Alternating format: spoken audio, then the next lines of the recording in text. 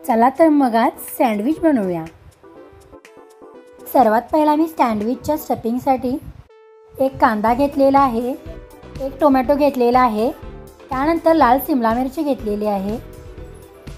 अशा प्रकारे मी या 3 वस्तू घेतलेल्या आहेत सँडविच बनवण्यासाठी। सँडविचमध्ये घालण्यासाठी मी सर्वप्रथम कांदा चिरून घेतलेला आहे, त्यानंतर सिमला मिरची चिरून घेतलेली आहे, त्यानंतर टोमॅटो पण चिरून घेतलेला आहे। ते तिन्ही मी बारीक असे चिरून घेतलेले आहेत छान। रिकाम्याच्या भांड्यामध्ये बारीक केलेले सर्व स्टफिंग काढून घेत आहे।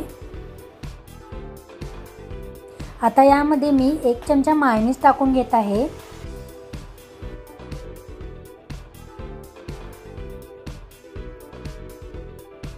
त्यानंतर चवीनुसार मीठ टाकून घेत आहे। टेक्स्चर आणि फ्लेवर येण्यासाठी ऑर्गॅनो टाकून घेत आहे त्यामध्ये।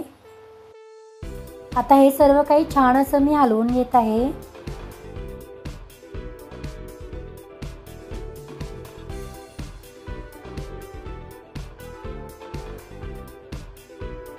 मस्त असं स्टफिंग एकत्र झालेलं आहे। ब्रेड घेतलेला आहे, ब्रेडच्या कडा सुरीने कट करून घेत आहे मी।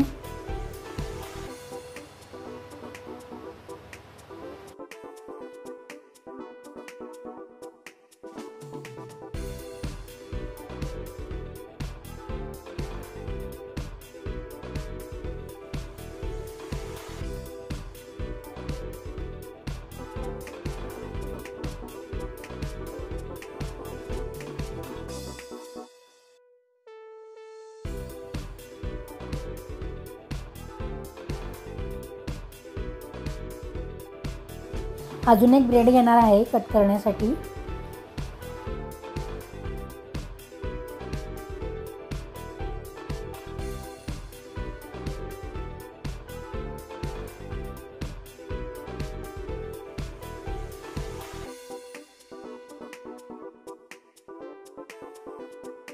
अशा प्रकारे दोन्ही ब्रेडच्या कडा कट करून झालेल्या आहेत। एका ब्रेडला मी सॉस लावून घेत आहे।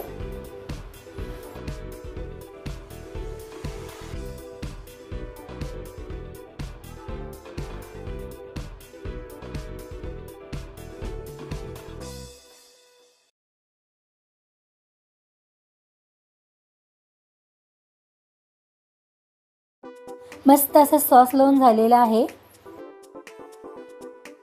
आता दुसऱ्या ब्रेडवर मी तयार झालेले स्टफिंग टाकून घेत आहे।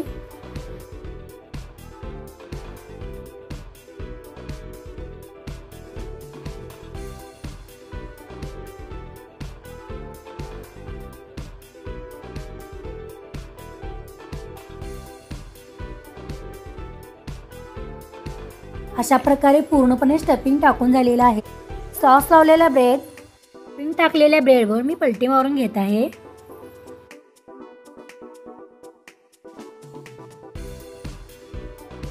पलटी मारून झालेला आहे। आता मी त्रिकोणाचे मधोमध कट करून घेत आहे। त्याला चांगला आकार येण्यासाठी मी कट करून घेत आहे।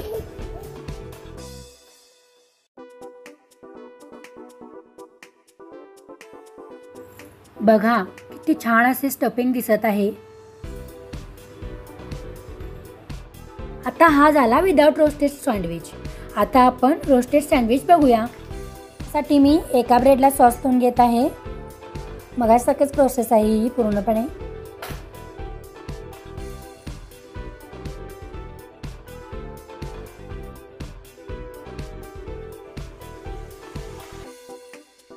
आता दुसऱ्या ब्रेडवर मी स्टफिंग टाकत आहे।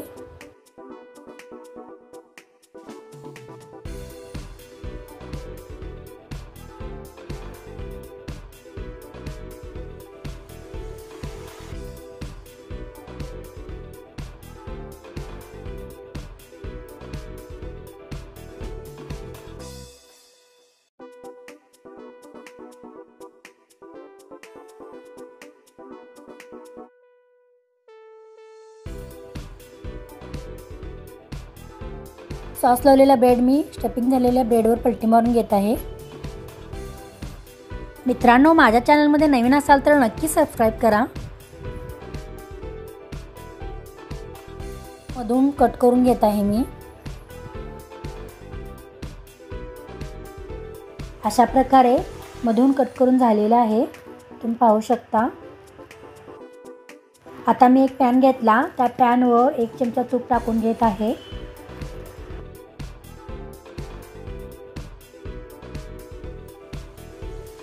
त्यानंतर तयार झालेले सँडविच त्यावर रोस्टेड करण्यासाठी टाकत आहे मी।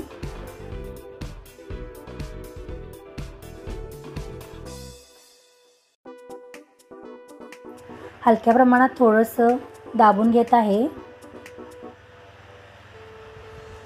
त्यानंतर 1 चमचा तूप त्यामध्ये टाकत आहे मी, जेणेकरून चांगल्या प्रकारे रोस्टेड होतील।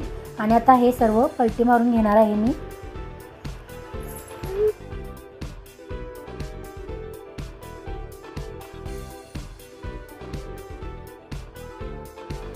पहिली बाजू छान अशी रोस्टिंग झालेली आहे, तुम्ही बघू शकता किती छान दिसत आहे स्ट्रक्चर त्यावर।